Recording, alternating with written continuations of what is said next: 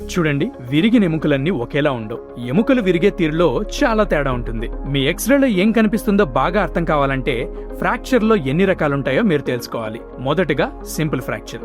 ఎముక విరిగినా చర్మం పాడవదు, నొప్పెక్కువే కానీ ఇన్ఫెక్షన్ కు ప్రమాదం తక్కువ. ఇక రెండవది కాంపౌండ్ ఫ్రాక్చర్. ఇందులో ఎముక చర్మాన్ని చీల్చుకుని బయటకు వచ్చేస్తుంది. ఇది చాలా తీవ్రమైన పరిస్థితి, వెంటనే మెడికల్ కేర్ అవసరం. ఇక మూడవది కమ్యూనిటెడ్ ఫ్రాక్చర్. ఎముక ముక్కలు ముక్కలుగా అయిపోతుంది, అంటే 3 కంటే ఎక్కువ భాగాలుగా విరుగుతుంది. ఎక్కువగా రోడ్ యాక్సిడెంట్లు, భారీ ప్రమాదాల వలన ఇది జరుగుతుంది. ఇక నాలుగవది గ్రీన్ స్టిక్ ఫ్రాక్చర్. చిన్న పిల్లల్లో సాధారణంగా కనిపించే ఫ్రాక్చర్. ఎముక వంగిపోతూ కొద్దిగా విరుగుతుంది కానీ పూర్తిగా విరగదు. ఇక ఐదవది స్ట్రెస్ ఫ్రాక్చర్, అంటే ఎక్కువగా పనిచేయడం వల్ల వచ్చే చిన్న చీలికలు. రన్నర్స్, అథ్లెట్స్, ఒకే పనిని మళ్లీ మళ్లీ చేసే వాళ్లలో ఇది ఎక్కువగా కనిపిస్తుంది.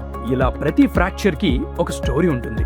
అలాగే దానికి సరిపడే చికిత్స కూడా వేరేలా ఉండాలి. పడినప్పుడో లేక దెబ్బ తగిలినప్పుడో మీకు మీరే చికిత్స చేసేసుకుంటే సరిపోతుందని ఊరుకోకండి. వెంటనే ఎంజే నాయుడు హాస్పిటల్లోని ఆర్థోపెడిక్ ఎక్స్పర్ట్ ను సంప్రదించండి. ఎందుకంటే సరైన చికిత్స అక్కడే మొదలవుతుంది.